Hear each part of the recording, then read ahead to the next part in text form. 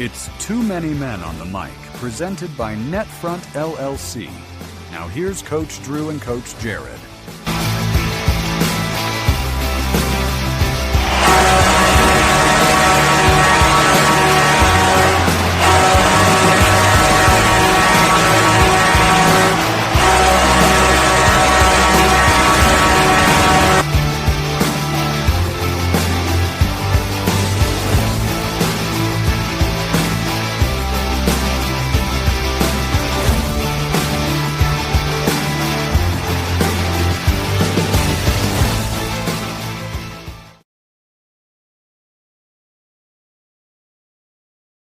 Well, we're done celebrating 250 years of America, which means we're on the backside of a federal holiday. Our next federal holiday is in the September timeframe. It's those dog days of summer. And here we are doing part 2 of the best of, back from assignment. Had a great week off covering activities that had literally nothing to do with hockey. So big thanks to Coach Jared and also Grant, who's not with us tonight, but that's okay, for keeping the saddle moving. Is Grant on assignment? Is that what I'm hearing? I think Grant is on assignment. assignment. Is on assignment? He is. Well, it's great to have you back. We held the fort down as best we could. I think, a little bit going on in what they call the silly season in the NHL. I don't know. Did you get your $18 million offer letter? I did not get my $18 million offer letter, but holy cow. I don't think anybody had that move on their bingo card. Well, there was a flurry of trades. Teams are trying to rebuild their teams, kind of in an unconventional way, because the unrestricted free agent class just wasn't, what it has been in the past, especially when Tuck was traded and signed right off the bat with the Capitals.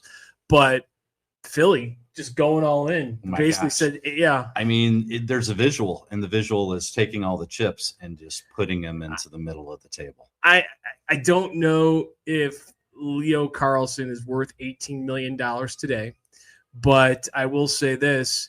There's a good chance he's worth $18 million in 3 years, and probably even more in the next 3 or 4. How long's the deal? 8 5? years. 8. I thought is it 5 or 8? Hang on a second. I mean, look, you're the research guy, dude. Yeah, you're our research guy. I feel like it's 5. Hang on a second. It could be 5. It could be 5. And I guess my point in saying that, back to your point of, I think what you were alluding to is he might be worth it in 3 years. He might not be worth it today. And so you're betting on the come a little bit. Yeah.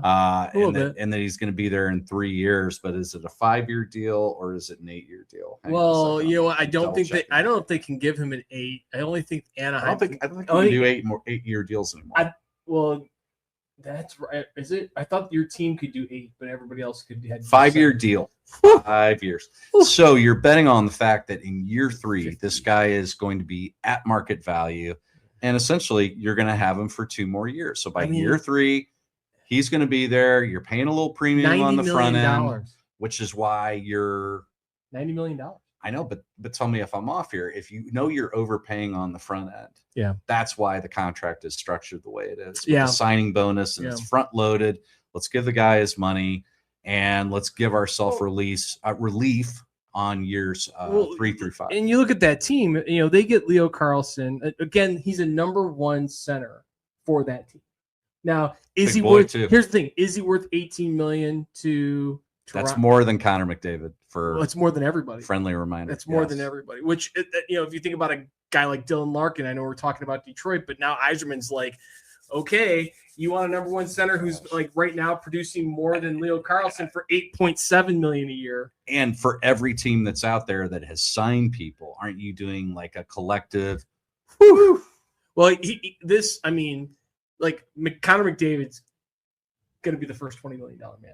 He has to be, right? Absolutely. He has to be. And that's we talked a little bit about that last week. But now we're talking about like Bobby Bonilla Day. We're getting towards baseball where, Philadelphia has kind of made the first move here and said, we're going to give him $90 million, but we're going to give him like $40 million in the first 2 years. Are we going to get to the point where NHL hockey is going to have Bobby Bonilla Day for some of these guys and just have deferred comp for 15 years and just move the chips to the tail end, the backside. He's going to be 60. He's going to be getting paid. And I probably should know this. When's the next CBA? Because I think they just had one. That's why I feel like we've got two. I feel like we've got 2 years. Couple years of this. So I don't know, but like if I'm Philly and I've got Leo Carlson and Porter Martone, and you've got the goalie, their goaltender who was amazing, fantastic. They're pretty well. Konechny, but Zegras is an RFA. So what do you do now? You got Zegras. You just made that move. He had an incredible. He had a great year. Zegras. You got Drysdale, who's also an RFA. You got Couturier on that team. Mm-hmm. Yeah, I mean, it's you're banking on being able to lock some guys up, but right now the league has gone to number 1 and number 2 centers. If you've got a number 1, number 2 center, you are basically a contender. What I really want to know is, do you think that Philadelphia Flyer ticket prices are going up? For sure. And you know what? They'll pay it. It's just going to They will pay it. Is this trickle down economics? Everything is. I mean, they're going to have to. I mean, look at how it's $24 a beer instead of $22 a beer. I mean, so it's funny because Brendan and Kelly were out of town, so I took Sean to a Blues game. We went and saw the Blues play Edmonton, and even Sean's like, $10 for a hot dog. And the Blues aren't paying $18 million to anybody. So, I just look at it as a fan, this is like PlayStation hockey where or Xbox hockey where you're able to, we're going to trade these guys. We're going to try and build this team. And, even though we just saw Carolina win with the model of patience and development, but Florida, Vegas, all right, Tampa, there's no patience in development. It is pay and let's go win now. Okay, you're Pat Verbeek. What do you do? Pat Verbeek should be fired. Do you match or do you let him take off? that? Hey, that's a hot take. Clip that. Pat Verbeek should be fired. I mean, how do you let Leo Carlson get to the point where like you should have? He had all the leverage and it's gone. The clock strikes midnight. Leo's, you've already agreed to this. $13 million. They probably could have locked him up for 10. Maybe 13. Maybe 13. Because you look at Kaprizov's a winger, and he's Russian, so he could be 10 years older. We don't know, but he's at least we don't know how old he's at least 5 years older. He's like Albert Pujols. Exactly. He's at least 5 years older. And you're like, well, if you're Leo Carlson's agent, you're like 21 years old, almost a point a game. It was a force in the playoffs. Yeah. But and here's the thing, you get your 4 first-round draft choices over the next 4 years. Well, what if Philly's drafting in 27 plus? Then it's I think you have to re-sign him if you're Anaheim. You can't let a number 1 center walk out the door, and you're not going to be able to go get Dylan Larkin because he's not waiving his no trade clause to go to Anaheim. But then what are you going to do with Cutter? You know what? I didn't even think about that because the whole Philly Cutter Gauthier it changes the whole dynamic. Well, is this Philly saying we don't like you because you guys? I mean, this is so. I love if this is where the NHL is going. Deal me in. I'm in. I mean, isn't there a John Lennon song called "Mind Games"? Oh, that's a great song. You have to bring Lennon up. We will go way off the rails. Best of 1978 debut albums. Go ahead, name them. Van Halen. We will go off the rails if we start talking music. But we're here for a best of part 2. Absolutely. And let's start off with a youth hockey organization from far in the Northwest. So far in the Northwest that we separate lower 48 from 2 states, and this is one of them. And so this is from the great state of Alaska and the Alaska Youth Hockey Association. And I learned some great things in this conversation, like the Alaska Youth Hockey Organization has one of the largest, they claim the largest. I would say it's... Is that like the ketchup bottle in Collinsville? Largest ketchup bottle in the world. It is. It's like every Nostalgiaville place that you drive on the highway and they're like largest ball of wine, largest Route piece of licorice, 66, Route 66, heading up to Alaska. But we had the pleasure of speaking with the Alaska Youth Hockey Organization and hearing about their youth hockey B and C tournament. I love this, B and C. So the equivalent of this for people that don't play B and C hockey at the youth hockey level is these are your players that are just trying to get better every day. They're figuring out how to skate forwards and backwards. They're figuring out how to make a pass on the tape. They're figuring out how to move in stride. They're trying to figure out how to keep their head up and each day just get a little bit better. And maybe they progress and eventually become a higher B-level player or an A-level player. And maybe if they even continue that, they might have the opportunity to play AA hockey potentially. Well, the great thing, and Kirk Kullberg, the director of hockey for Alaska, who we talked to, he also talks about the challenges they have being so far removed from the lower 48 and the challenges they have in retaining players in Alaska. There's been a lot of talent that has come out of Alaska per capita. Not just Scotty Gomez. Colton Parayko. Exactly. And, they talk about his coaching philosophy, but the one thing that's stuck with me, and, I'm a nerd about, hockey and all of that, and he drew up a great drill for us. But the one thing that really stuck with me is we're here to build great humans through hockey. And so have a listen. This is from the Alaska Youth Hockey Organization out of Anchorage. We got a great chance. This is Kirk Kullberg. Have a listen and then go ahead and like and subscribe on YouTube and go listen to the full interview on your free time. So here's Kirk Kullberg, Anchorage Youth Hockey Association. Hey guys, thanks for having me on. Kirk, welcome. Welcome to the Too Many Men on the Mic show, and thanks for spending time highlighting the great things that are going on in youth hockey in Alaska. Before you joined, you were telling us a little bit about of off-ice facility that you built there. So why don't you share with the listeners how you're improving the environment over at Anchorage Youth Hockey with your off-ice facility? Well, as we are the biggest program in the city of Anchorage, one of the biggest ones in the state. I think it kind of goes back and forth between us and Fairbanks, who's bigger. And so we felt the need from our membership to kind of enhance we wanted, what's a perk of being a member of the Anchorage Hockey Association? And we felt like off-ice training was going to be one of the things that was next for us. I don't know what they pay for ice in the lower 48 everywhere we go, other when we rent it for tournaments, stuff like that. But here it's, $385 to $500 an hour, which is crazy in a state that's cold and you can go skate outside. Yeah, no kidding. You guys have ODRs, I would think, right? Yeah. I mean, I have one in my backyard that's 70 by 40. And that's a good rink from end of October, maybe early November through March. But the off-ice training was a big thing that we felt we needed to incorporate. And so we just we're in the end of our first season with this off-ice facility. It's got a full-on parent lounge, shooting lanes. We have we call it our cognitive training area where we can do like reaction-based stuff. And some teams just come in here and do like yoga. And then other teams come in here and they take advantage of shooting pucks and stick handling and whatnot. So, I love it. Well, you don't let any of the parents into the shooting lane, right? You keep them in the parents' lounge, right? Yeah, they got a glass area. They get to, it's like a zoo. They just get to hang out behind the glass and watch the animals train. Drew and I were part of an organization where we built out an off-ice facility. Sounds very similar to yours. And I think the biggest piece of that, obviously getting kids in to be able to be with their team and save a few bucks when you're working on passing and shooting, but it's also the community aspect.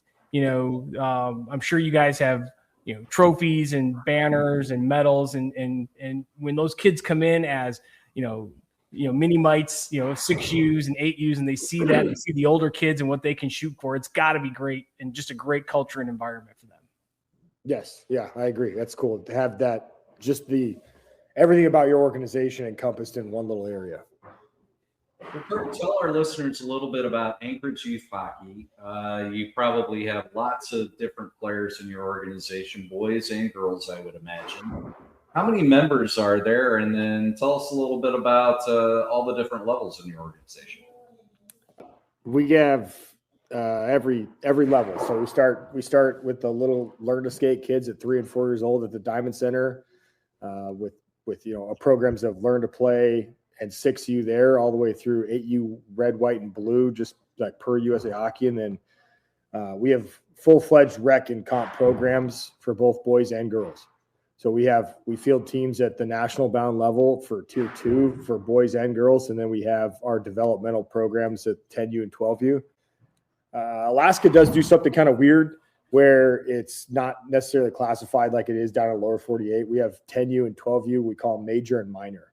So, those kids play in the Alaska League. And then we also have our rec programs with our recreational B and our recreational A divisions. Sounds like, although you guys are isolated, you on us the lower 48, which I absolutely love. Sounds like, though, the journey from mite to 18U for boys and mite to 19U for girls, it's a similar trajectory. You guys are national bound. In fact, my son at 14U played Team Alaska in nationals up in Kalamazoo, Michigan. Unbelievable talent and competitive group of kids that we played against then, and that was 5 years ago. Talk a little bit about, when you go from that rec league to your team, your Alaska league into that 14U, 15U, 16U bracket. What in Missouri and in other places, you tend to the teams there's less teams and the talent gets a little bit more filtered. How do you work that with kids that maybe aren't at AA or even that AAA level as they progress to 14U and 16U? What are their options and where can they get to play it? And what does that development journey look like? Well, the nice thing about Alaska is everyone knows everyone, right? Like everyone knows everyone in a specific birth year. And so we have a great feeder system, like our Anchorage Hockey Association has a big rec program that feeds our comp program that then in turn feeds Team Alaska, right? And Team Alaska being our tier 1 program housed underneath the state affiliation. So there's always a spot for any one of them to play. I would say, developmentally, it's been a process. Matt Thompson's done a great job of kind of creating this environment for Team Alaska to thrive in and keep kids back in Alaska. And that gives something for all those kids. You want all those programs to look up to each other. So you want the Rec B kids to see the Rec A kids and be like, I'm going to be that next year. Right. And then the Rec A kids are like, I'm making a comp team. I'm going to a camp. I'm doing power skating. I'm doing whatever. I'm going to work out all summer, and I'm going to make a comp team in August. Typically, our tryouts for our comp programs are the second week of August, which is kind of weird, but it works out. And then, those kids who played tier 2, they're like, I'm going to make Team Alaska 15 only or 16s next year. And so I think for us, it's pretty simple. Like, right, it's just the landscape is there, and kids just have the ability to go play where they fit in. I love it. So tell us a little bit about what role does hockey play in the culture of Anchorage? And you have a very large Indigenous community there. Is that part of the culture that feeds into hockey, and is there outreach to that community that goes on? Yeah, and I would say I couldn't give you specific numbers because we just go like, hey, everybody's in this program, and I don't even know if we look at numbers based off of ethnicity or like whether they're Indigenous people or not. I think that we just have like a big family and everybody's a part of it. I know that we've had more outreach recently because we've had a good relationship with the Seattle Kraken, and that's brought the NHL Kraken Learn to Play program. I'm pretty good friends with Marty Halinka, who's the youth director for Seattle Kraken. And this all kind of started a long time ago with this camp I run. They wanted to come up here and run a camp. They ended up just joining with me. And now we have Kraken Week at the Anchorage Hockey Academy every year. And then that fed into, now we're going to do the Kraken Learn to Play once a year and get another 100+ kids into the game. Well, Bristol Bay Native Corporation's affiliated with the Seattle Kraken. They're good with us. And so we just kind of have this trio of how many kids can we get into the game in one summer. And so that's been awesome because that's also given us this great process for like hockey's an expensive sport. And the most expensive part of joining a program is buying all the gear. So when you get into that NHL learn to play program, and then you get this kid who maybe couldn't have afforded to be able to buy the gear, gets a full set head to toe, 10, 12 practices. Now they love the game. Done. Right. That kid's hooked for life. And then, they get to grow with all the same reasons that we love hockey, building good people. So I'd say that was a roundabout answer to say, like, I think there's good outreach, and I think that everyone gets incorporated as much as they want to be.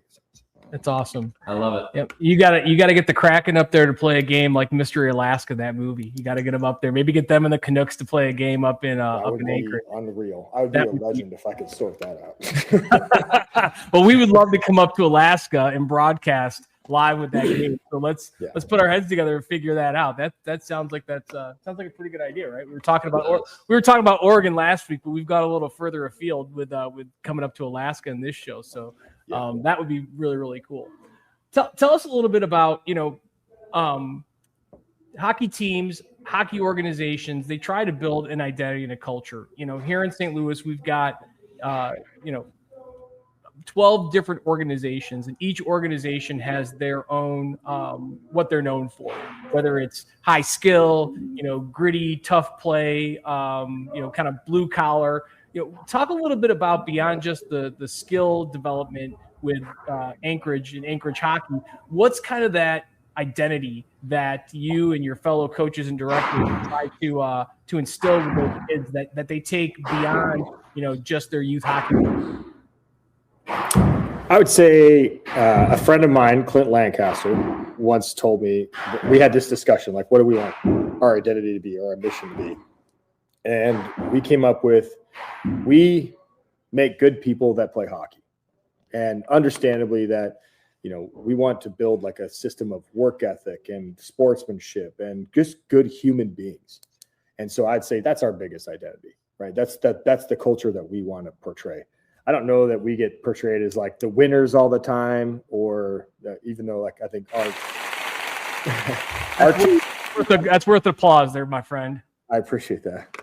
We do have 2 national bound teams that are going to, or 2 teams from our program, the 14U North Stars and the 16U North Stars, are now going to compete for nationals. So, the end game does work. If you do the right things for the right reasons, eventually you get rewarded. That's the way it is. So we really impress upon like the building good human being things. And we do that by trying to provide this environment where we have the coaches that are in the right spots and the coaches that we want to be there that are creating good human beings and reinforcing the good habits. Can I follow up on that? Because you mentioned coaches, and we're all coaches here. Drew and I, kind of grew up with this sport. So with us, it was kind of, as we had kids, it was an easy transition. Are there a lot of coaches, volunteer coaches in your organization that, kind of came to hockey because their kids found it? And how are you developing, those great coaches to create a pipeline of talent from the coaching ranks? It's funny that you asked that specifically, because I always have this joke, like the number of dads that I've taught them how to skate with their kids.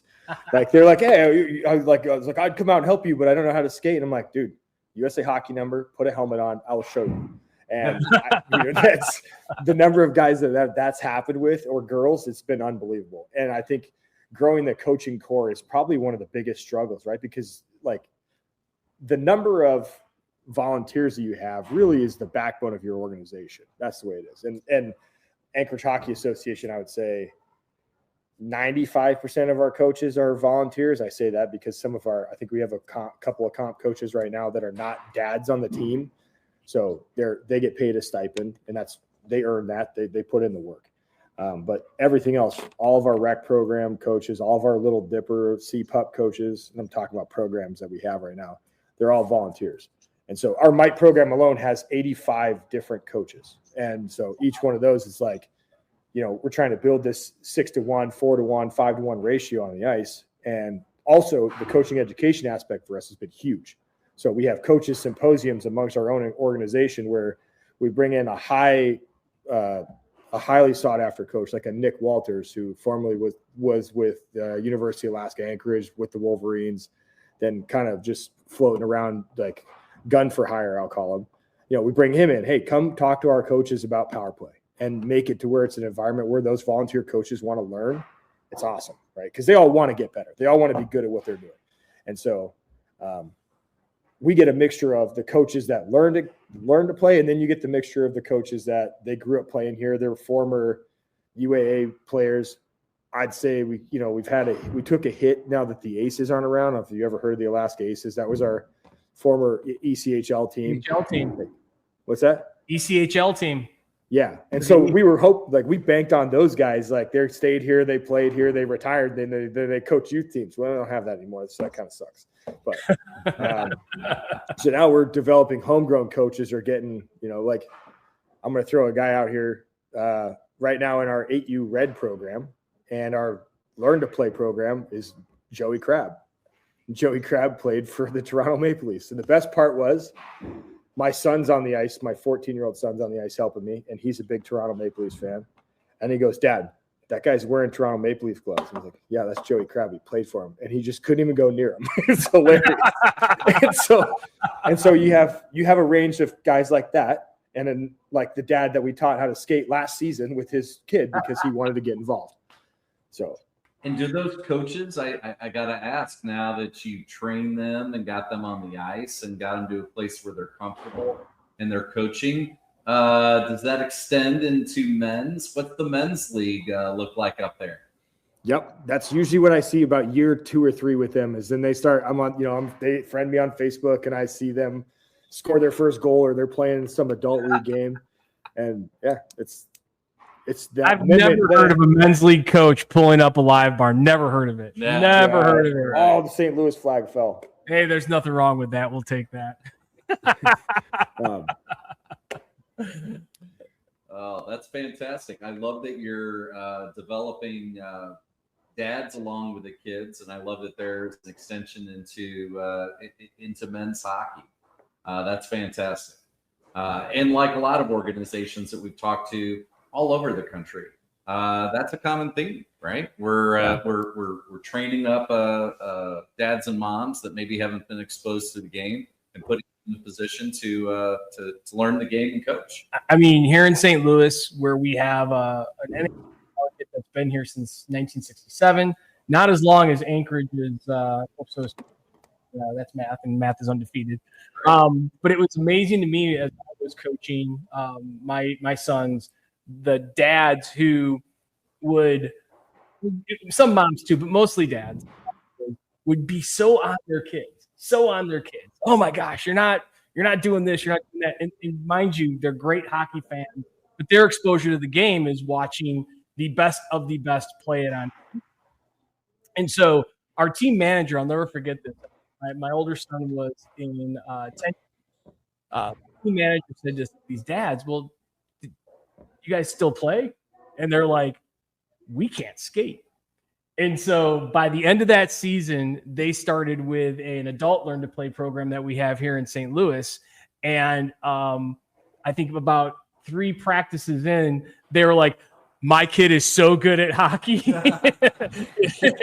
and those to their credit, a couple of those dads became coaches, and all of them are still playing adult hockey and probably became better hockey parents because of the perspective that sometimes when somebody's voluntold to be a coach, they actually get a greater appreciation and greater perspective for the game than somebody who's played it since they were 8 years old. Yep.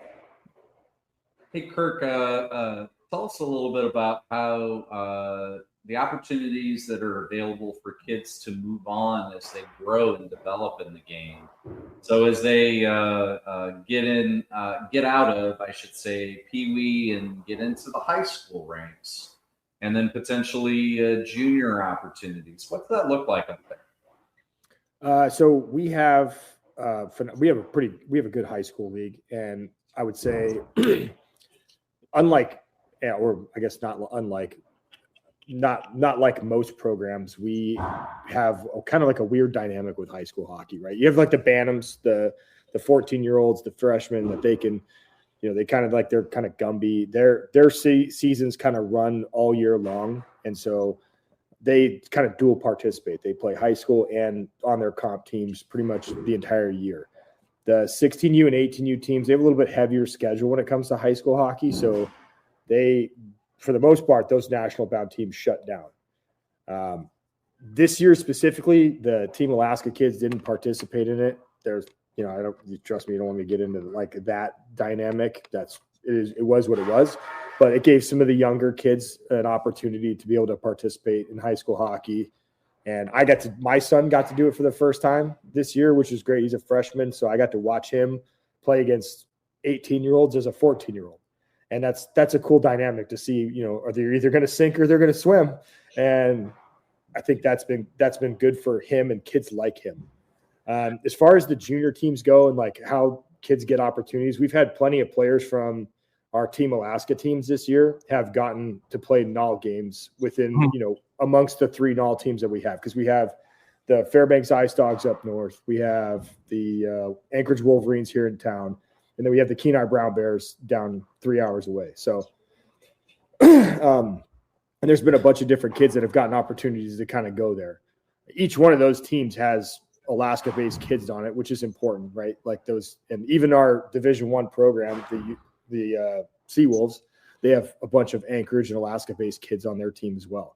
So it's important for other kids to see that too, right? Because we were talking about, the Rec B kids want to be the Rec A kids and so forth. Like getting to see those players from Alaska get those opportunities, and then how much they, publicize it. That's important because kids know that there's an opportunity.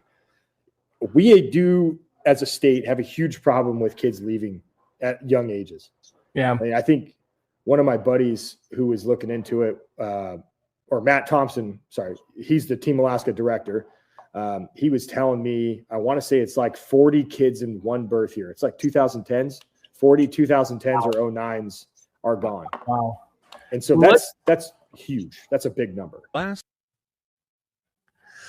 we hope you liked a little bit of flavor of Anchorage youth hockey. Again, go back and listen to the full episode on either Spotify, Apple, or Amazon, or wherever you get your podcast. We would really love if you went over to YouTube, looked it up on our YouTube feed, and liked and subscribed. Just like we hope that you like and subscribe to this episode. But one of the things that Kirk Kullberg had mentioned is they're trying to build great humans through hockey. And this next segment, we have what I consider a great human. So we'll set the stage here. Through our Mid-States Game of the Week broadcast, Drew and I had the opportunity to talk to high school hockey coaches and players who we were spotlighting their game. And we had a chance to spotlight Rockwood Summit. And one of the players we got to talk to was junior alternate captain Blake Warren, and it was around Christmas time, and let's just say Blake did not disappoint.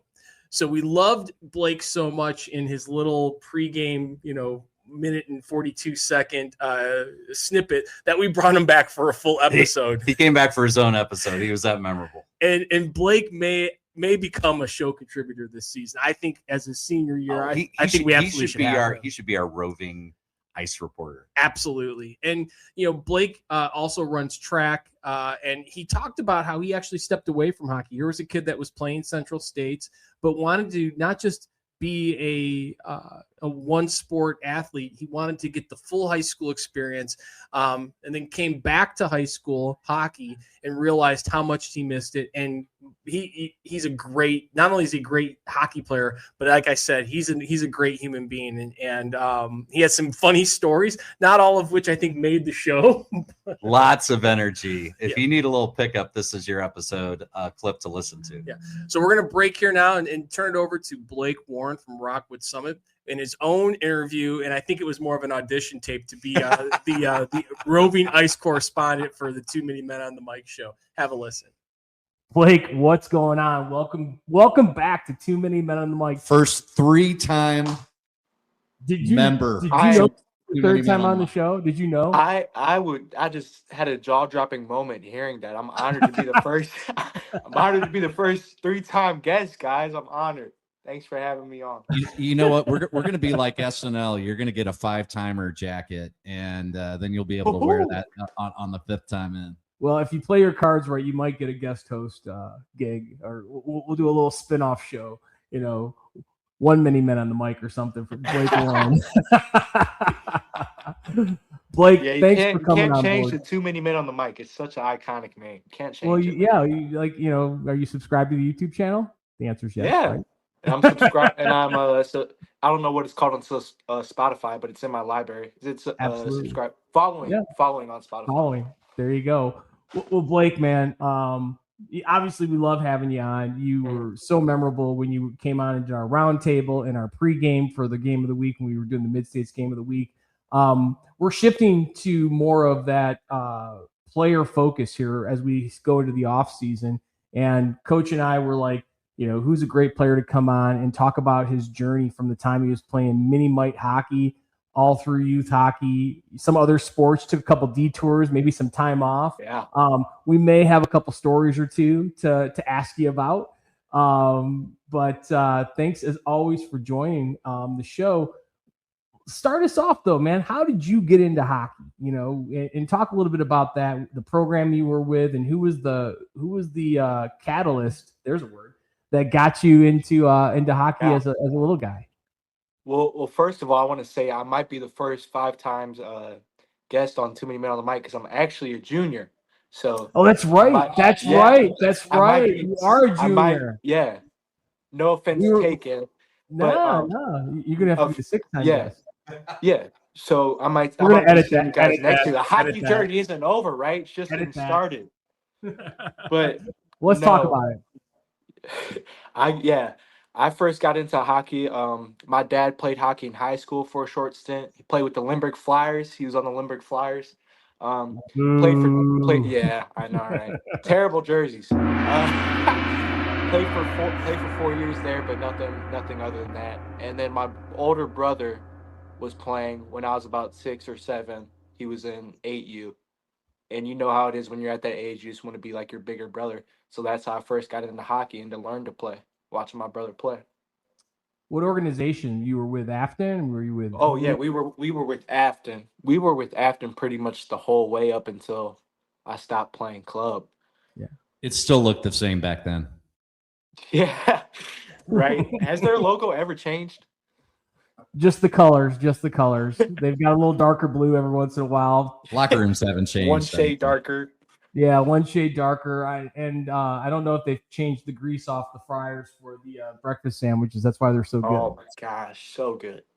Well, talk a little bit about that. You're starting off as a 8U, 6U player. There's a lot of kids that they don't like the equipment. They don't like being on the ice. Why did you take to it? Why was it like you were like, hey, I want to do this. This is fun. Talk a little bit about that. I feel like just growing up in a hockey house and, being around a hockey culture, which I feel like we need to do better as a hockey community is push that hockey culture. I just saw it from a young age and saw my brother do it and saw, people around me talking about it. And it kind of got hyped up to the point where it's like I want to be a part of this, I don't want to be left out, and it just, came down to, when I was in first grade, learning how to playing 8U, going to school and telling my friends about hockey, not necessarily bragging because none of my friends played hockey, but, it was something different that they didn't do. And it was like, look at me, I play hockey, What position did your older brother play? He's been a center all of his life, center, left wing, forward at that young of an age, but forward, I guess, at that young of an age. Yeah. Does he still play? Is he still playing men's now? Yeah, he played junior notes this year, but he's done. He's done now. Yeah. He had a short stint with the junior Blues. Yes. Oh, well, yeah. You're never done. Yeah. You just go into men's hockey. Yeah. Yeah. That's kind of what you talk about culture. What'd you say? That's what you mean. That's kind of part of what you mean by culture. I mean, I love that you said that as as a 16, 17-year-old, young man talking about culture as to why you like hockey. Tell us a little bit more about what you mean by that, because that's something that feels like there's a take there. It's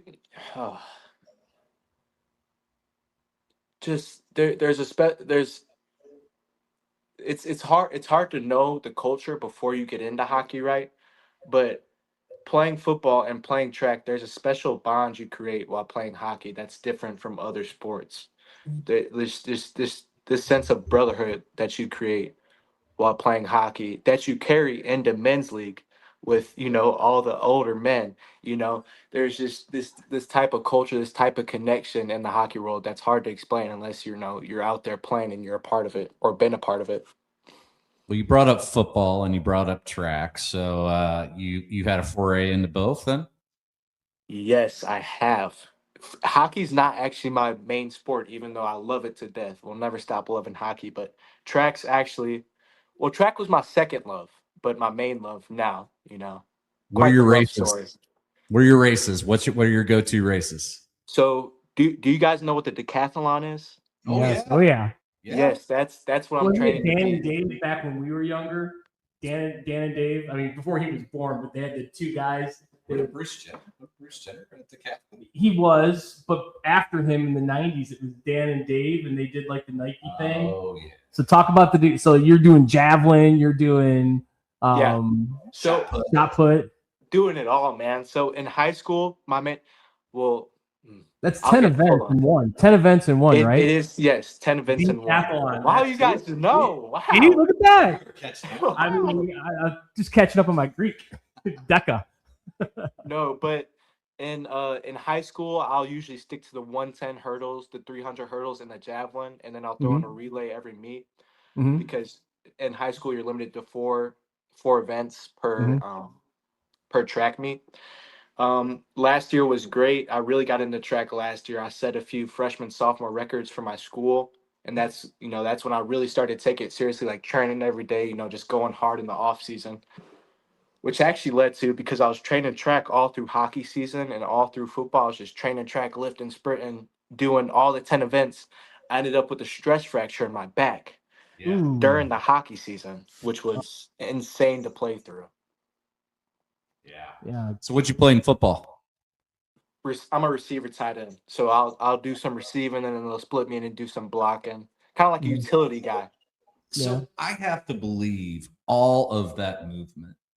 10 events. I know you're limited to 4, but still 4 events in track.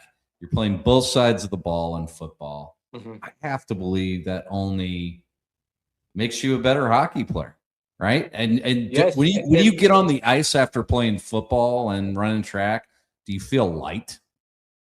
Yeah, and vice versa, by the way, too. Playing hockey makes you a better athlete for your other sports, too. So vice versa, too. Yeah. Playing track and playing football has made me that's what I credit like my hockey growth in, because like freshman year, because I didn't play my 8th grade year, I originally quit club to go to football, but playing football and track, like I'll always till I die encourage hockey guys to play more than one sport. Like don't just be a hockey guy, because playing football and playing track just made me so much more quick on my feet, so much more faster, and I was able to utilize those skills in hockey to just improve my game so much and change my play style. That quick twitch. Yeah, man. Well, it's funny you mentioned football because I had a little text back and forth with one of your teammates, Wyatt Schneider, who also multi-sport athlete, great baseball player. Great athlete. Great baseball player, great athlete. And he mentioned that, your football mentality, whenever, the guys would always try and be on your team in the 1v1, the 2v2s, the 3v3s, because you were just gooning people out there on the ice. So talk a little bit about that. As it makes you, you embrace that physicality. Talk a little bit about that aspect of playing multiple sports and bringing that to hockey and vice versa. Yeah, so obviously, in football, there's an extreme, weightlifting, big man culture, just I get those traps going, man. Just a total like dude culture in football. So like I said, in 8th grade, I didn't play hockey. I went to football. So that's when I started to, get that, oh, I'm a dude, type of mentality. You dude up. Yeah. So, and then I went into freshman year and played another round of football. So this is now 2 seasons of football without hockey. And then I'm like, you know what? My brother's playing hockey. I've played hockey all my life. Like I gotta join up with my brother. I gotta play with my brother. That's the reason I first played.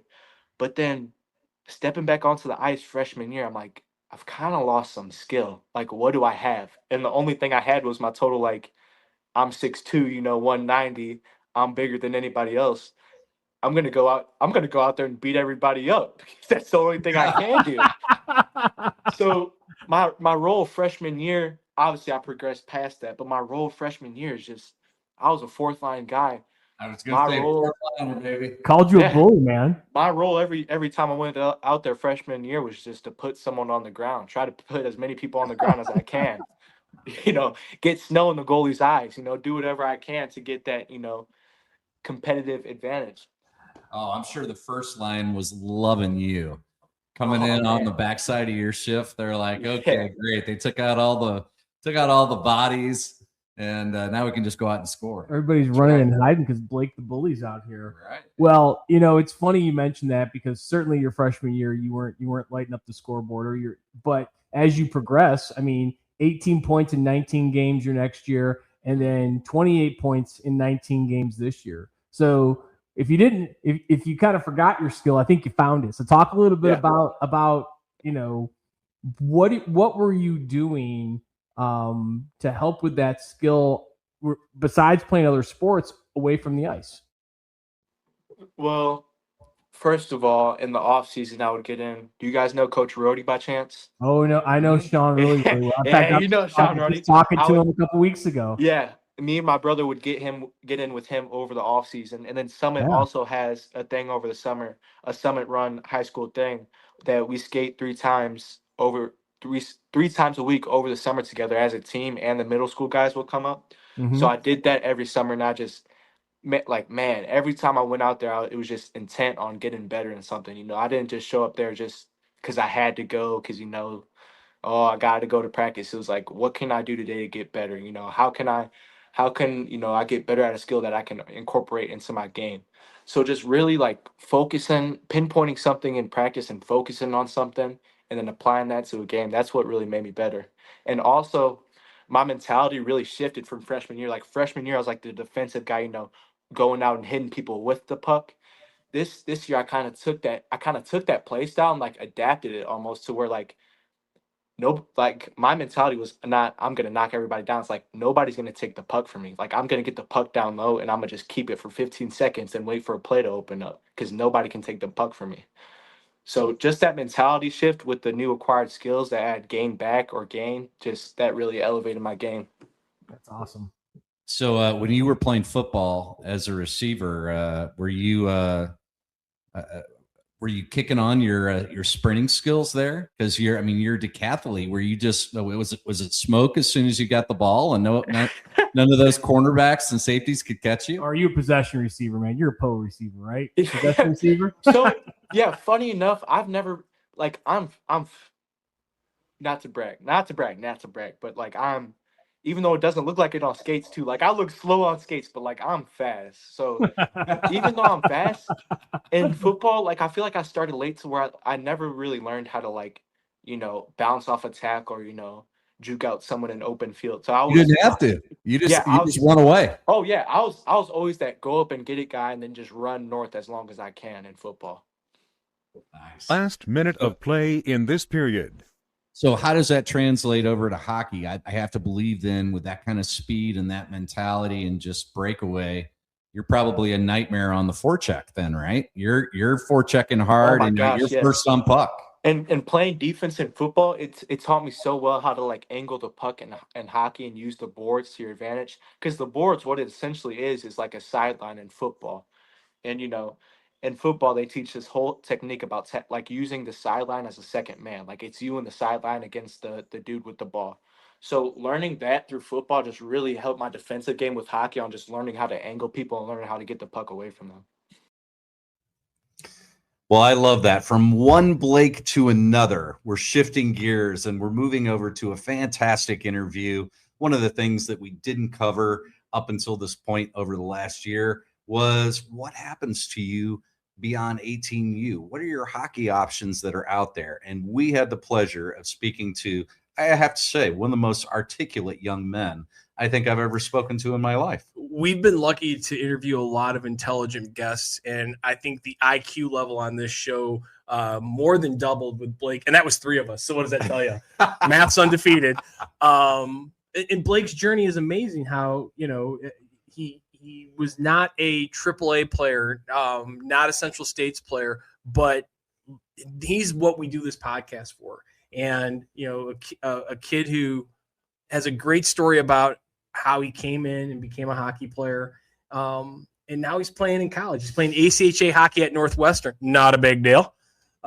Pretty awesome. Yeah, and I would add also to it that at one point he thought about walking away from hockey completely. And he stuck with it, and he found his groove, and ultimately he has found a place playing on the Northwestern University ACHA team. Fantastic interview. Such a great spoken young man. I won't say he's going to be Blake Warren, our roving reporter, but he might be a contributing editor on the Too Many Men on the Mic, maybe ACHA coverage here in the future. Yeah, either that or he's going to do all of our investments for us. He will. This is Blake Dorn from Northwestern University. Have a listen. It's great to see you, and thanks so much for joining us, man. Catch us up, man. Tell us what college life is like at Northwestern.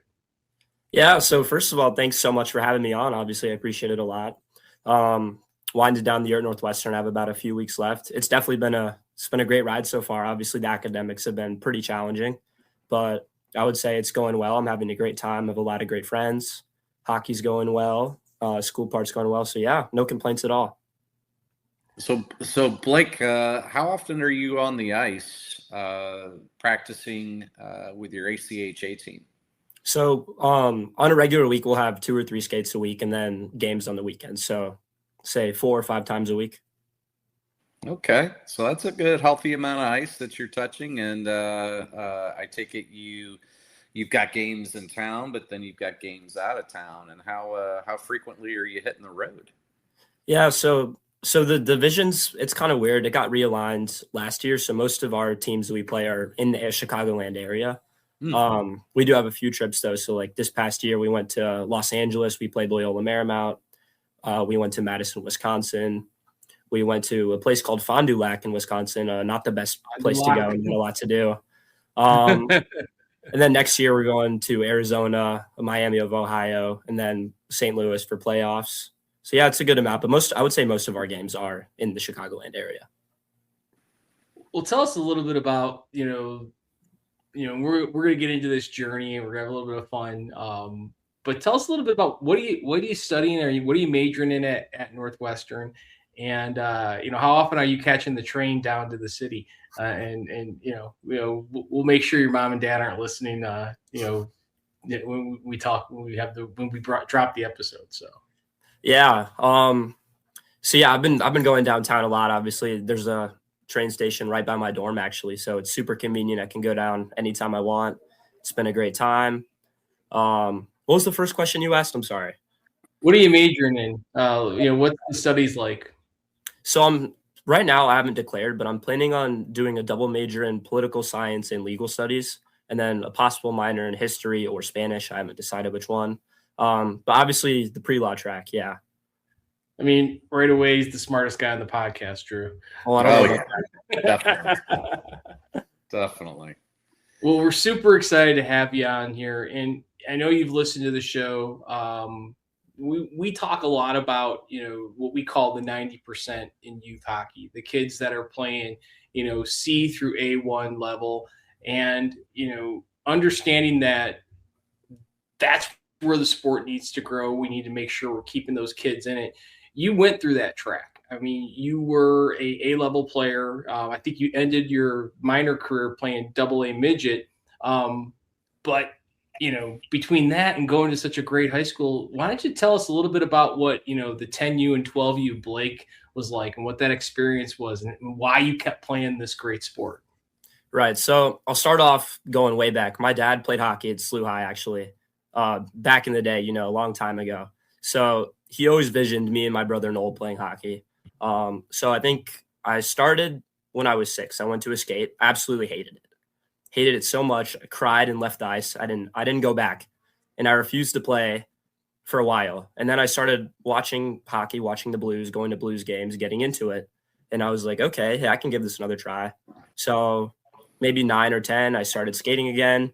Played my first year with the Rockets with Coach Whitworth. Shout out to him. He's absolutely amazing. And yeah, I quickly found that I was, at that level, I was one of the better players on the team, one of the better skaters. So I got moved to defense, and then yeah, from there it's been a movie since then. Yeah, you see how he slid that in there, Drew. I heard it. He prepped them. Well, I'll let you two guys hash it out here because there's gonna be a love fest now. You talked about skating and defense. Oh yeah, I love it. I love a defender, but you went to Blues games. I love how you said that. So you went to Blues games, and what was it about watching the pro game? Because one of the things we talk about on the show a lot is watch a player that plays your position and follow them for a period or even an entire game. So what was it about going to Blues games that really kind of made you get into it maybe the second time around? What was that? Yeah, so I'll start off by saying that I went to Clayton for elementary school, and soccer was the sport to play. Everyone loved soccer, but for me, I absolutely hated it. And no hate to all the soccer fans out there, but for me, it was pretty slow paced. Couldn't really tell what was going on. And then I start going to hockey games, and it's super fast paced. Everyone's moving. Everyone seems to know what they're doing, moving the puck, hitting people. It's physical. And I loved it. And I decided I want to try that out. So you like the physical part of the game? Of course. Love it. So I have to imagine that ACHA hockey with 18-plus-year-old players out there can get physical from time to time, right? Oh, yeah. Yeah, it does. Yeah. And how old would you say some of the players that you're playing against are? Do you age out of ACHA hockey when you get to a certain year? How long are you able to play? I don't believe so. I think you have 4 or maybe 5 years of eligibility because I know grad students are able to play. There was a 25-year-old on my team this year that came from playing NCAA D3, and we played Loyola Chicago, and they had someone on their team with a family, a wife and kids. So it's a very wide age range. I remember when I was in school and being out there, and I swear to God, there was like 10 guys with beards, mortgages, and 3 kids. Oh, yeah. Yeah, so cool. But what a great experience. I mean, so I love how you talk about, like, hey, I'm going to give this a try again. I'm going to go back. And it was tied to the local hockey team, the Blues. And I think a lot of kids get that, especially those kids that saw the Blues win the Stanley Cup. You were a little bit before that time as far as like that being an impact. But like, were there kids in your elementary school? Were there other kids besides the Rockets that you were able to you were friends with that maybe were playing, a little bit sooner than you were? And what are some things that, if you could go back and tell that 12-year-old Blake, hey, this isn't as important, or do this, what would those things be? So on the first point, I would say I was one of the first to start playing hockey at my school. I think before me, there was one other guy, and he grew up playing AAA. So we weren't the closest of friends. I didn't talk to him a lot about hockey, but yeah, after me, maybe I started a trend because a lot of people started to play.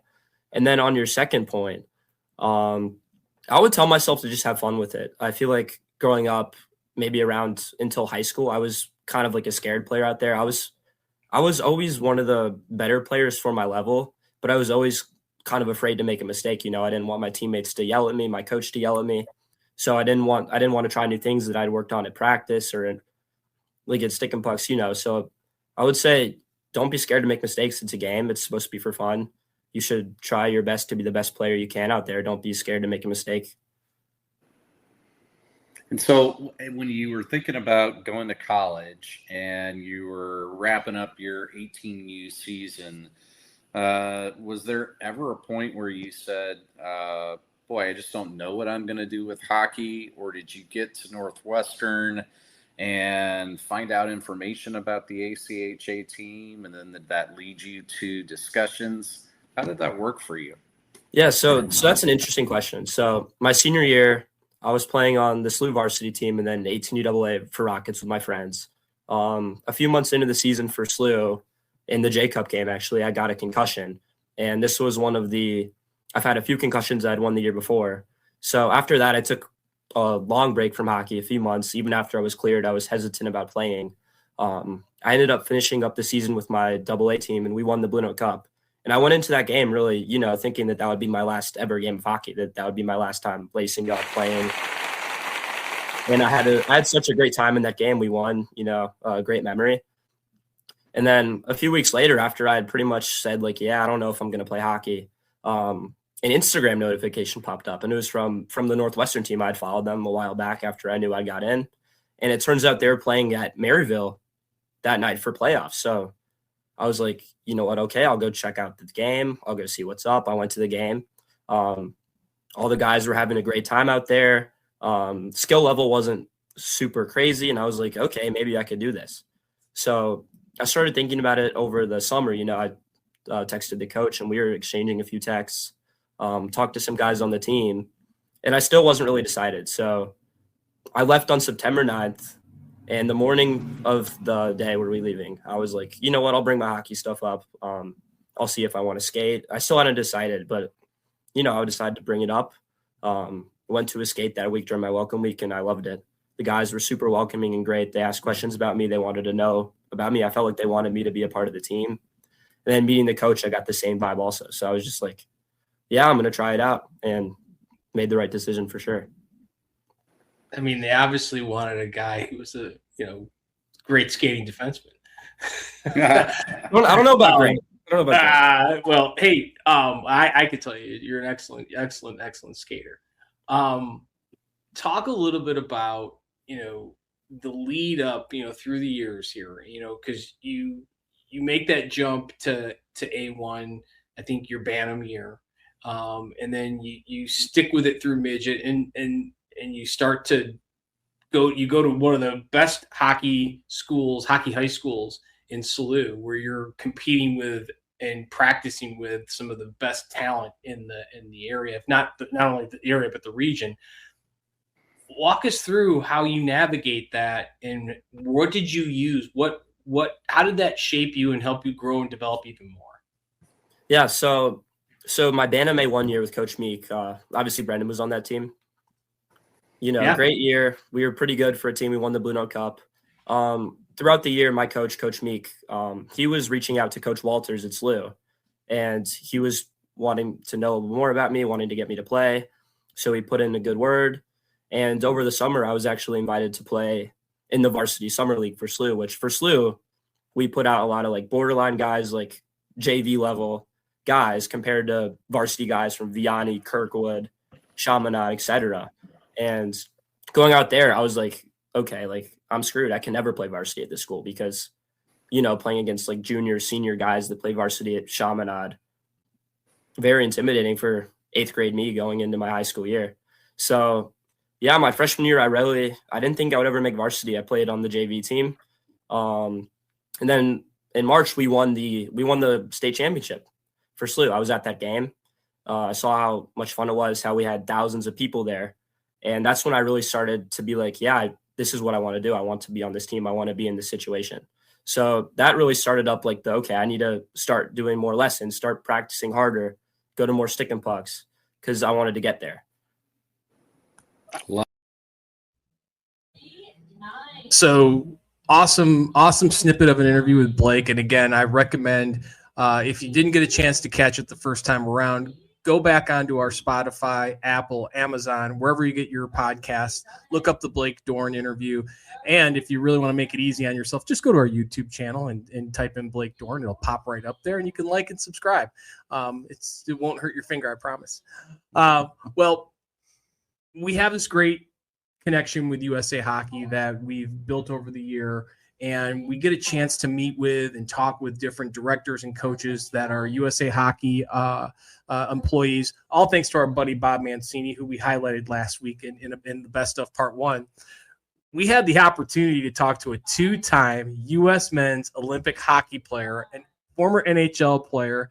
He was also the coach of our sled team in 2018 that just happened to win the gold medal. No big deal. Not a big deal. And with this year, with the Olympics and USA taking home the gold in men's, women's, and sled hockey, I just thought it was so awesome. We had a chance to talk with Goose Gosselin.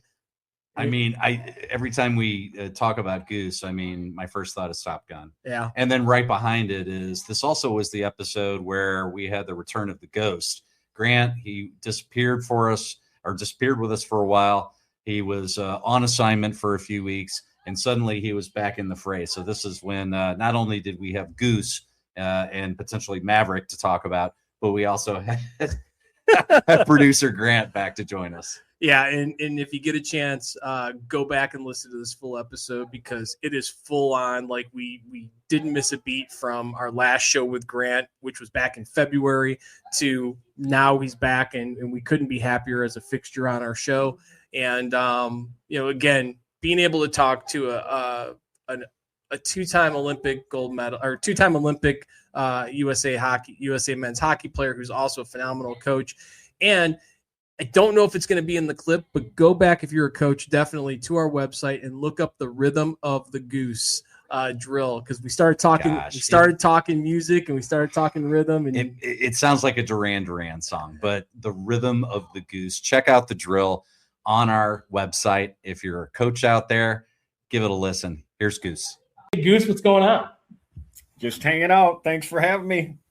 Now, if we were on Spittin' Chicklets, we would start off with some campfire stories, because this guy has played with some guys: Mike Richter, Brian Leach, Big Walt, Keith Kachuk, back when you had to be an amateur to play in the Olympics. And so the Rangers were my NHL 93 Sega team. They had Leach, they had Messier, they had Adam Graves. What a loaded team. Brian Leach, that's outstanding. Yeah. Congrats. So, before we get started on our topics, we got to hear, you were in Calgary in France, right? Albertville, France. What was that experience like, especially now that we've got, we're the best hockey country in the world right now? And that's not me talking. That's the gold medals that we've won here over the past, But what was that experience like? That's something that, being a lifelong hockey player, fan, and coach, I can only dream about. So share a little bit of that. Well, I've spent 30 years trying to figure out that answer. It was unreal. It's you put that USA jersey on, and it's a special feeling. So, 88 Calgary, I was still pretty young yet, and it was all new to me.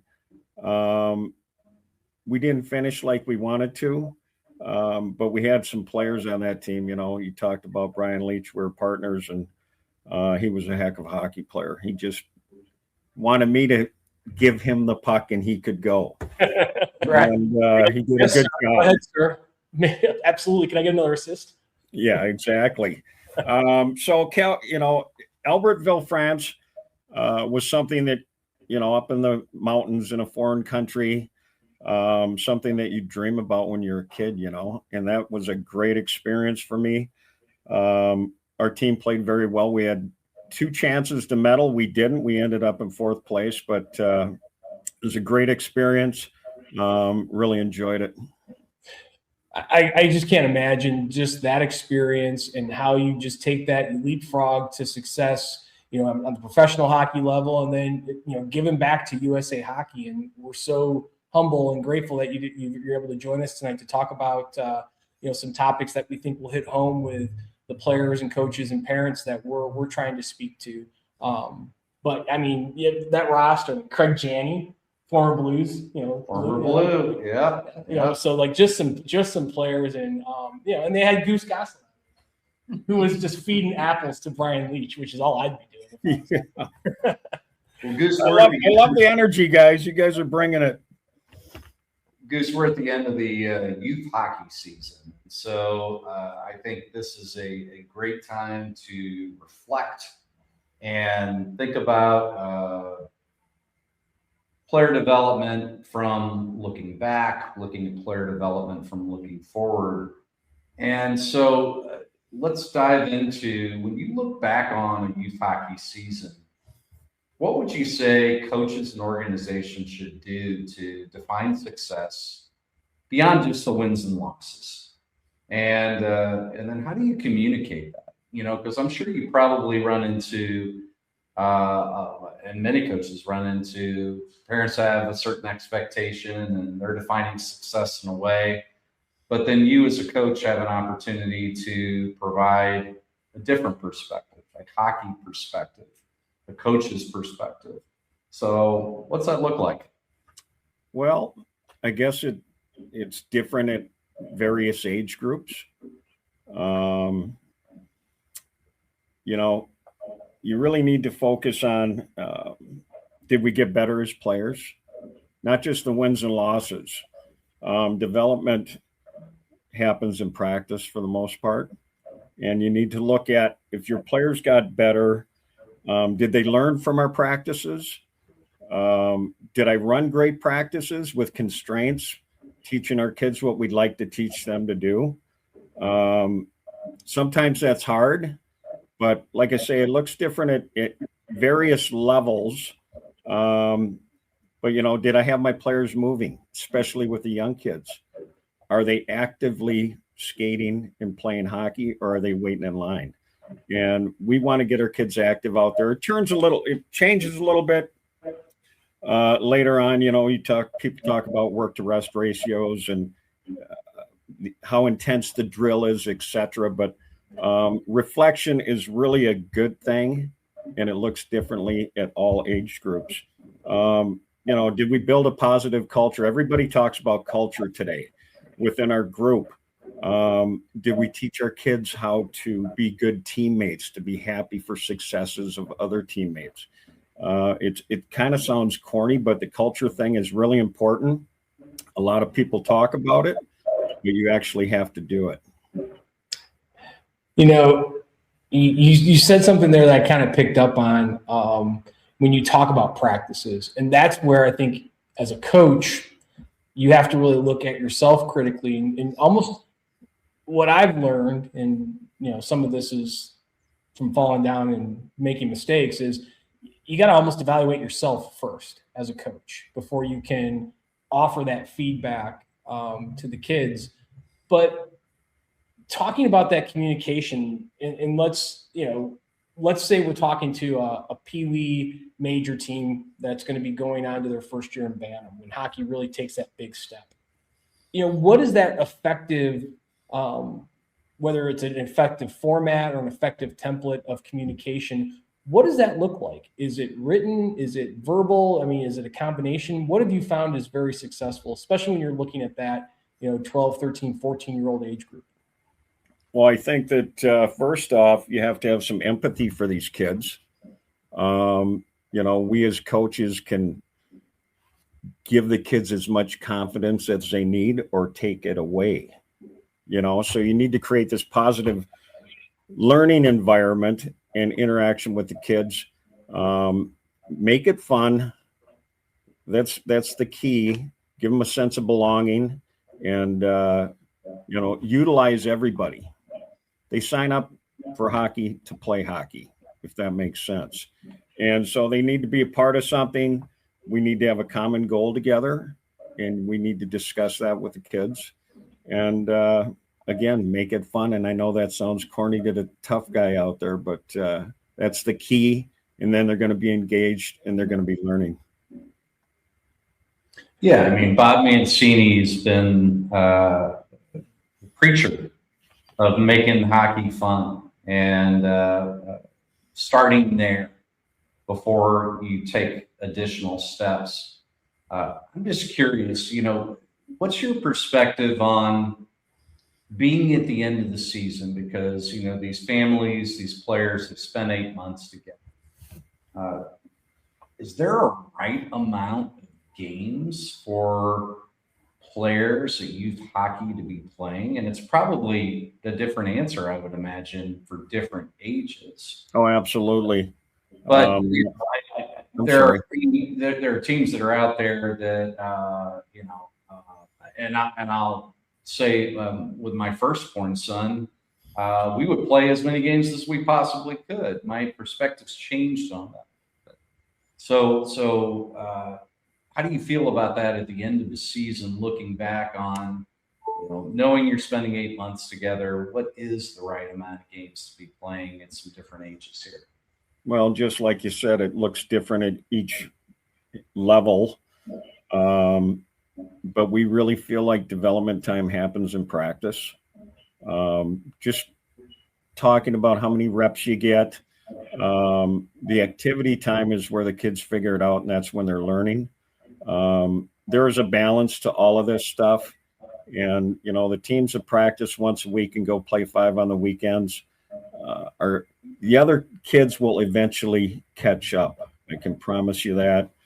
We need to work on physical literacy, the way kids move through, around on the ice. And we want to develop resilient, confident hockey players. And that's the way you do that, through practice.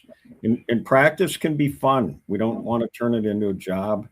And so there's a balance there for the games and practice time. It's interesting when you talk about resiliency and physical competency. It's I almost think, at least here in Missouri hockey, we play, in our C through A levels, they play a regular season where they're sometimes playing teams 2 or 3 times a year. And ice is a commodity that I think most organizations across the country, that's their most precious commodity. But what if, this is crazy, but what if we played, instead of playing a team 3 times, you play them 2 times, and you practice an extra skate each week. But then the playoffs, instead of being 1 and done, you have 2 and done. And maybe backload these seasons with the games and front load the seasons with practices. And to your point, evaluate our coaches at the end of the year and help them get better at practices. Yeah, absolutely. I mean, I managed a rink for 14 years. Scheduling and curriculum have a big part in this, with how we have the kids practice to game ratio, etc. It's super important. And again, the puck touches you get are they learning in the development that's going on. So, somebody did a study years ago on some of the best players in the world, and they only had the puck on their stick for approximately a little bit over a minute, right? So if you can get out there and get these kids active for 20 or 30 minutes, skating, touching the puck, getting those reps in, they're going to be learning. That's a learning environment for our children. Yeah. So what do you think, being at the end of the season now, headed into the off season, what are things that are important to reflect on as a player, and then also as a coach, I would say, and carry into the next year? So as a player, how do you help the player understand where they are, where they perform well, where they can grow, and continue to develop and take that motivation into the next season? Well, it's got to be constructive, absolutely. And it varies, but you as a coach, when you have that meeting, is your player going to know what he did well? Is he going to know what he needs to work on for next year? Does he believe he can improve? Does he want to come back and play ice hockey? That motivates, right? That's what you want him to do, and that's what you want him to feel. And that's a reflection. Yeah. So I guess what I'm hearing you say is almost the first question is, did you have fun this year, and do you want to come back next year? Absolutely. And if they want to come back next year and they had fun, you've done your job. Right. And then you can offer that constructive. Absolutely. Here's what I think. Here's where I think you can grow. But I like that. I like how you pitch that of, How did the season go for you? Did you have fun, and do you want to come back? And I mean, it's and we can slice and dice it however, but it's not rocket science. If you have a motivated individual, they're going to excel in the game. Real quick before we jump back in, if you're enjoying Too Many Men on the Mic, hit like and subscribe on our YouTube channel. It's a quick click for you, but it helps us grow the show and keep bringing you great hockey conversations. You can also follow us on Instagram by scanning the QR code on your screen. And be sure to download, follow, and rate the podcast on Spotify, Apple, Amazon, iHeartMusic, or wherever you get your podcasts. Or you can go directly to our website, www.tooManyMenOnTheMic.com. That's the number 2. Those small things from you help us keep delivering new guests, downloadable coaching content, and more from the rink. All right, back to the show.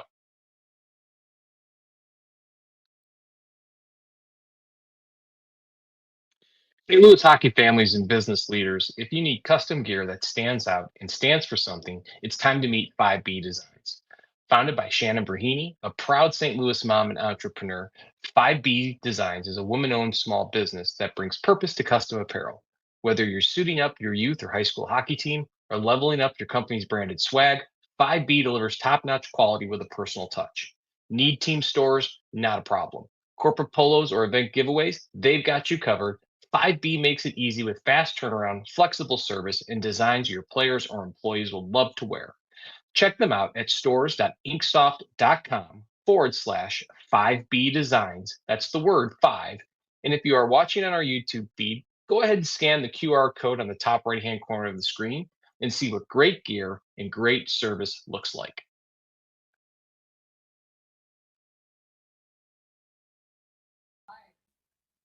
Well, that was a fantastic episode, one that I will not forget. This one is also a fantastic episode because we really brought in the kids and we got to hear about the backside from a kid's perspective and also a coach's perspective of winning it all. If you're a youth hockey association, you probably play in a league where you, at the end of the season, have an opportunity perhaps to play for a championship. In this case, we were with the Twin Bridges organization and coaches DJ Schwab and also Kyle Gehrig, who were featuring their winning Blue Note Cup Twin Bridges organization. And I don't want to give it away here, but the kids are certainly a feature item on this interview. There are very few shows where we don't get a chance to get a word in. And this is one of those. So if you don't want to hear me or Drew, this is a great show to go back and take a look at. But yeah, this team, the Twin Bridges 10UB1 team, won the Blue Note Cup for the 25-26 season here in St. Louis. There were some funny stories, some things from the locker room that were hilarious. A kid going out with the smoke and the disco lights for the pregame. I think there was an impression or two of their coaches, which was hilarious.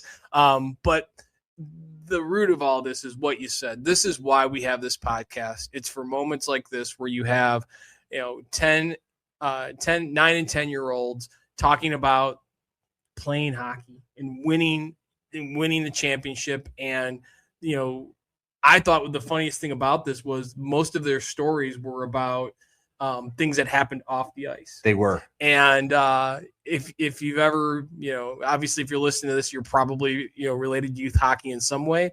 This is what it's all about. And I hope it brings a smile to your face. So here is the Twin Bridges Lightning 10U B1 Blue Note Cup championship team. Have a listen.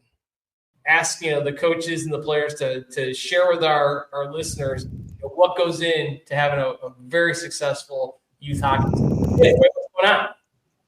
How's it going? They looked very relaxed. They're still they've got they're still basking in the afterglow of their win. So who's got the cup right now? Where's the Blue Note Cup right now? Believe it or not, it's in my truck, and it's in one of the other Cooper's dad's supposed to get it from me in the morning, so they're going to pass it around every couple of weeks, I guess. So it's the best. We're starting that tomorrow morning. Nice. So I got to ask, you've got the cup, you've got the symbolic physical piece to represent the win. I have to imagine with all these kids on, who's going to eat cereal out of this cup first? Ava, is that what kind of cereal are you going to eat out of the cup, and what's your go-to cereal that you're going to eat out of the cup, or are you going to do something else with it? Ava, you're on mute. You're on mute. Oh, shoot. Well, Cooper, why don't you tell us? Tell us a little bit about what you're going to do with that cup. Is this the first time you've been on a team that's won the Blue Note Cup? Yes. What are you going to do when you get the cup? Drink a milkshake out of it. There you go. What's your go-to milkshake? So we talking Five Guys? We talking, Dairy Queen? We talking McDonald's? Where are you going to Homemade. What? Homemade. Homemade milkshake? Homemade. Nice. Sounds good. Rowan, you've got your gaming headset on, it looks like. Yeah. I just imagine maybe you're going to be playing some games with your buddies, and you're just going to have it maybe in your screen next to you, so your buddies, every time you guys are playing each other, can look at you and then look at the cup right next to you, or you got something else in mind? What are you thinking? I don't really know. Like, haven't had any time to think about it. the second we got it, I was gonna say, are we gonna all drink soda out of it? Did you? No, we didn't get to. They wouldn't let us. Well, they're not going to be around when you say the officials, when they handed you the cup. Yeah. You do it at the party afterwards. So I can see him though. He'll just have it over his shoulder, and he'll look at his buddies. Oh, you don't have one of those? Cannon, what about you? You and your dad, this your guys' first cup? Yeah. My parents won't let me eat any other cereal but plain Cheerios. Plain Cheerios? Hey, it's good for your heart, man. That wasn't the question. So I would eat cereal out of it. You can eat whatever cereal you want out of the cup. Okay. Count Chocula? Lucky Charms. Lucky Charms. It's magical. So Ava, what about you? When you get that cup, what are you going to do with it? Aves, can you hear us? Can you hear us, Ava? You can just Ava, go ahead what are you and going talk. to do when you get the Yeah, cup? we'll move. It cut There you out go. at first, so I couldn't hear what it was saying. I couldn't hear what you guys were saying at first because it was cutting out. Well, what are you going to do when you get the cup? We'll take it. We'll come back to it. We'll coach. What about the coaches? What are the coaches going to do with their day with the cup? Beer. Week with the cup? Drink beer. Obviously. Obviously. Obviously. I'm going to eat some spaghetti out of it. Ooh, that's a good one. There you go. It's better than clam chowder. I've heard some. I've seen some weird. The cup. New England? So, I just- so Coach Schwab, talk a little bit about this season. As you put this as this Lucky team. Charms? Lucky Charms? Hey, what are you going to do? Some Lucky Charms? All right, that's good. Well, Coach, talk a little bit about as the season came into focus with you all. You're getting through September and October and deck season. You see this team. Talk a little bit about what made this group of kids special. How were they to coach? When did you get this? They were going to be good. I think from the get-go, when they did the tryouts and stuff, the team above had a lot of really good players, and I felt like they had a good pool to choose from, and that left us with a good group too. And so whenever the season started getting underway, this is my first year head coaching. I relied on the other coaches who knew some of these kids a little better than me. I didn't pick the team; it was handed to me. Sure. And I talked to all the coaches. We're all very humble. I feel like I listen to everyone's opinion, and we looked at the team and said, hey, we got some really good skaters, and most of them are in defense. And so we went with that. And then we said that, on the bottom side, we needed to increase skating ability, and so a lot of our practices revolved around almost 20 to 30 minutes of just edge work, especially in the beginning of the year. And then we focused on using the points a lot and moving the puck around the perimeter. We did that a lot, and it just slowly kind of evolved into just a very good little system. And we focused on a lot of skills. We had half ice practices, so it's not like I could teach a crazy amount of breakouts or any kind of regroup. I think we tried a cycle one time, and that was a disaster. So I gave up on any kind of system work and just kind of worked on keeping the puck out and around the perimeter, and it seemed to work well. That's great stuff to do at 10U. So, Coach Schwab, you said it was your first year coaching this year. Mm-hmm. Were you an assistant coach before? Yeah, I always helped out on 8U and 6U with my kids' team, and then this year was the first year they handed me the reins. So Rowan, if you had to pick, what's Coach Schwab's style? What's a word would you say is Coach Schwab's style when he's out there coaching you on the ice? I'd say he's way nicer than my dad. By a lot. By a very much a lot. Who's also an assistant coach. Who was head coach last year. Was I nice to my son, though, Rowan? No. No. No. They didn't even invite him on the show here. Oh, no. Yes. We don't want that.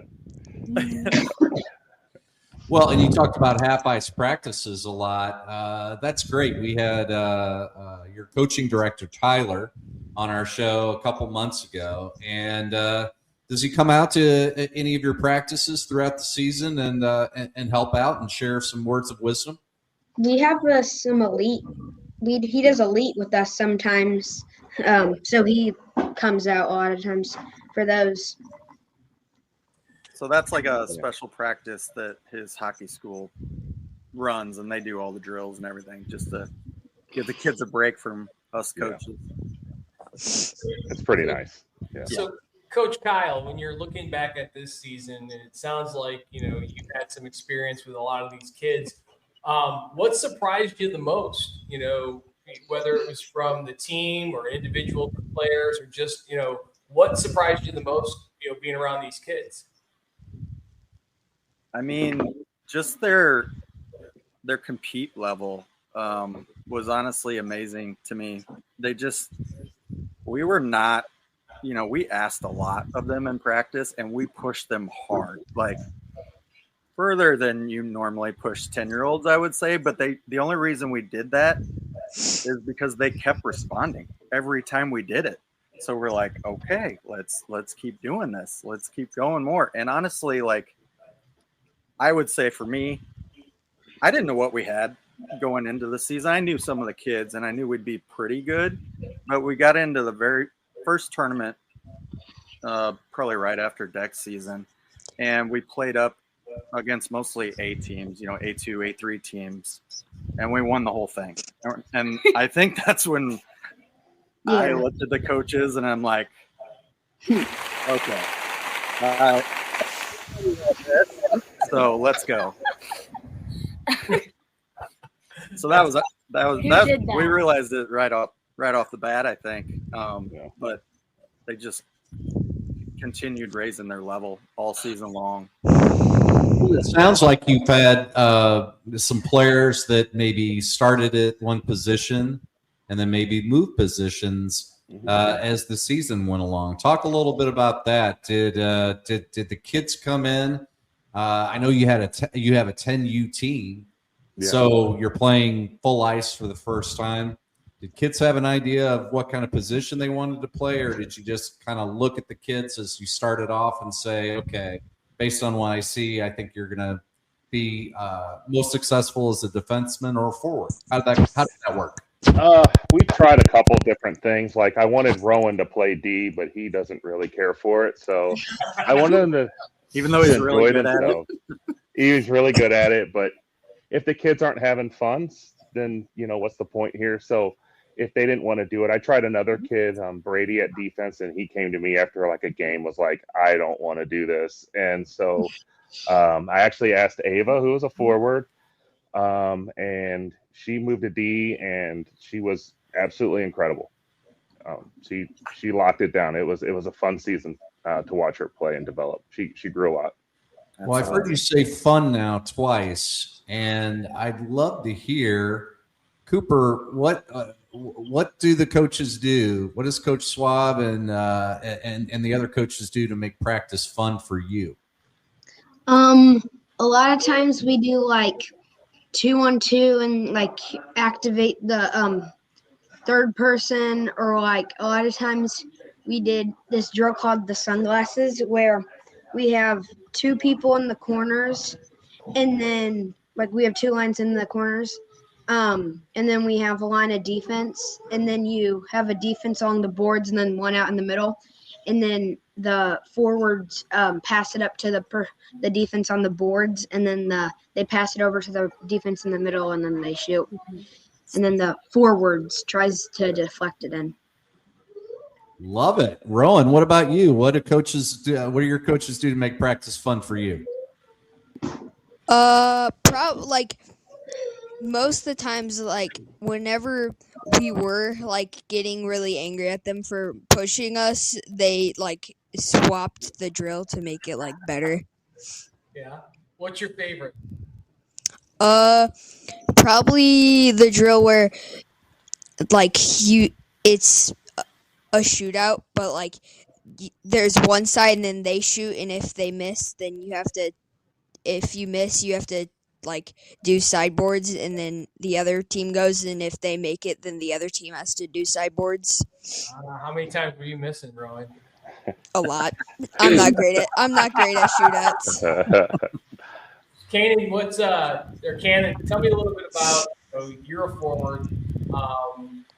Tell me a little bit about the thing that you were at this season after you got to a certain point where you're like, hey, we can be really, really good. We may go pretty far.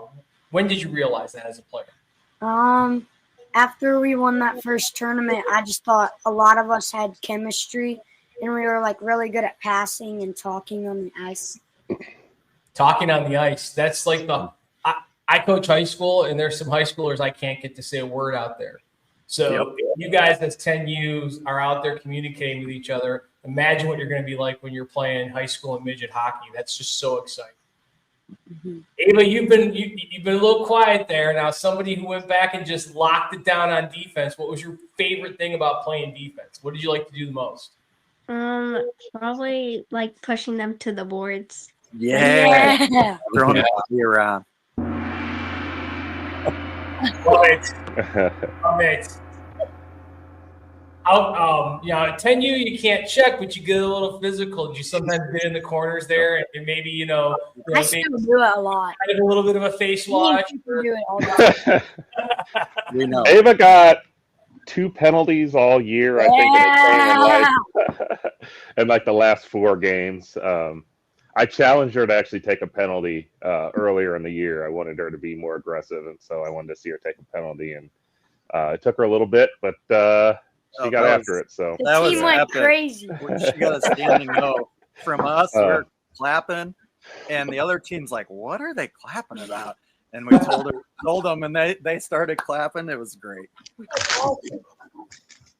Well, talk a little bit about some of those things that you did. You talked about going to a tournament. When you're playing youth hockey, the best memories are at the hotels or at the restaurants when you get together with the team. Cooper, tell us a little bit about some of the favorite things that you did when you guys were on the road traveling this year. Probably knee hockey. Knee hockey. Excellent. Did you guys get in trouble from, because some hotels, they're not all big on shinny. They may be times. Who was staying up past curfew, by the way? Connor. Definitely Liam playing NHL. Yeah. Oh, you guys are Chell?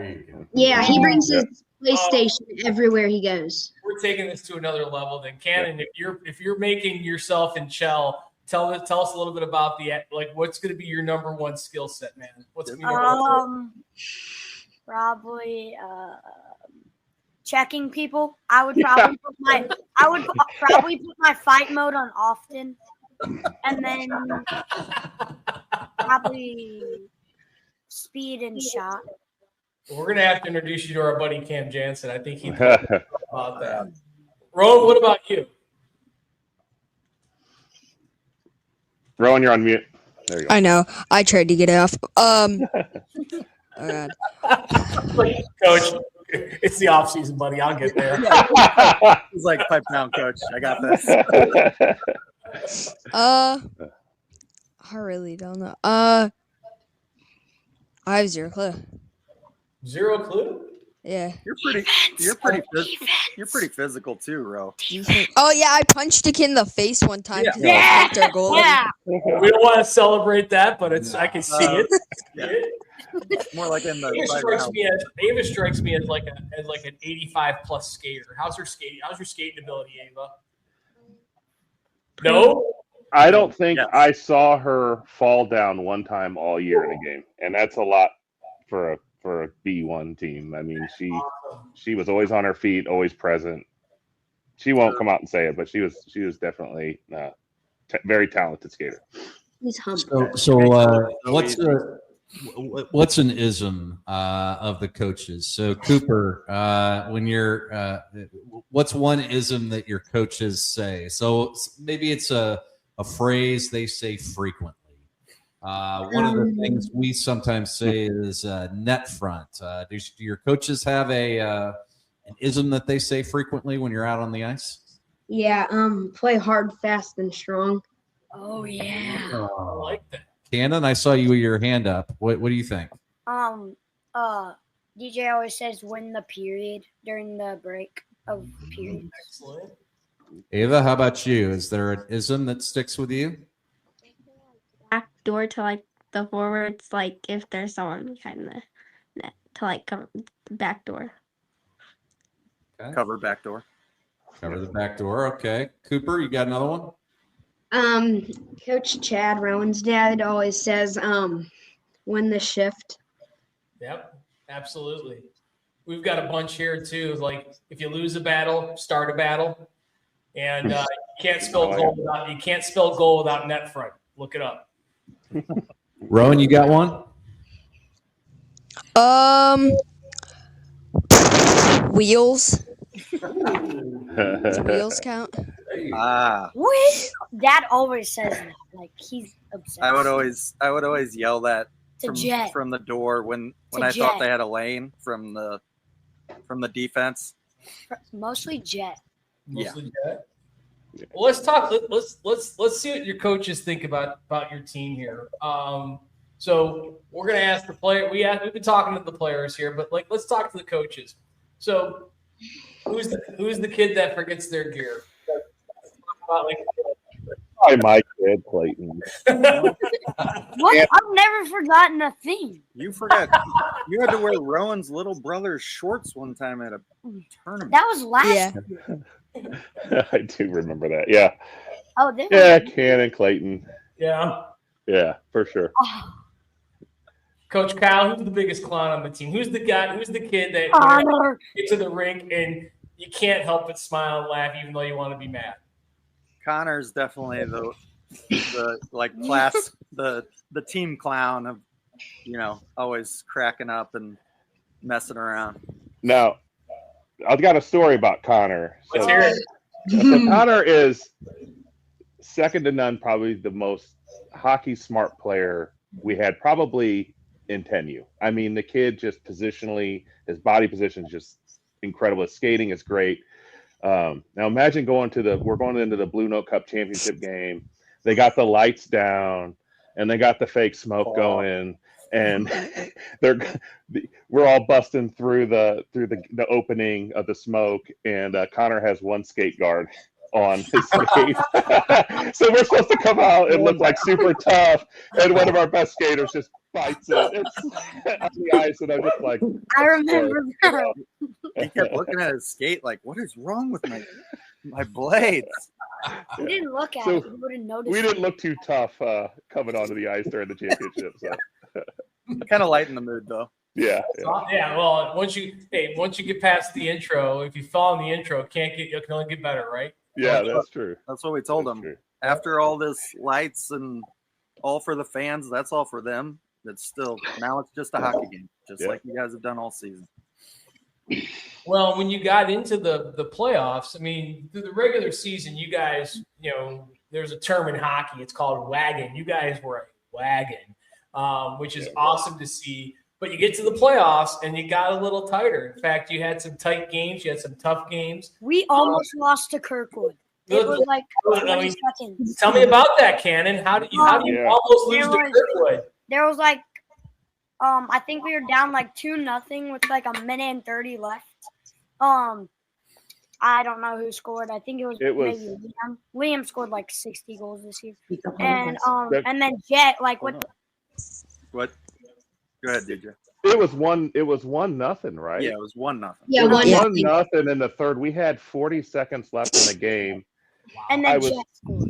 I tried to pull the goalie earlier, and then I had to send him back because the play was coming out of the zone, so it was delayed. And then I kind of forgot to get him back off, and it just so happened I put a kid on the ice right whenever I finally realized that we didn't have our goalie pulled, and he basically collided with another kid, and the puck shot out. It was like the perfect timing with 40 seconds left. Wow. And Jet skated in and tied it. And that's the same team I believe we beat 14-1 like 2 weeks prior. I was just going to say that. I'm sitting here looking at your season, and 2 weeks prior, you beat them 14-1. Swedish fish. Well, if that doesn't bring a smile to your face, then you need to go back and listen to the whole episode, and then you'll get a good laugh. But what a great group of kids. Hats off to Coach Dave, DJ Schwab, and Coach Kyle Gehrig, and the rest of that entire organization. If they're putting a team like that on the ice, it only says great things about the organization. And really, that it's all about the fun. And we're coming off of a recent interview a couple weeks ago with Dr. Adam Gledel, and he was talking about how fun is really the cornerstone for keeping kids involved in sports through all levels, whether it's beginner, intermediate, or elite. And he talked about a study done with the Swedish Youth Hockey Association.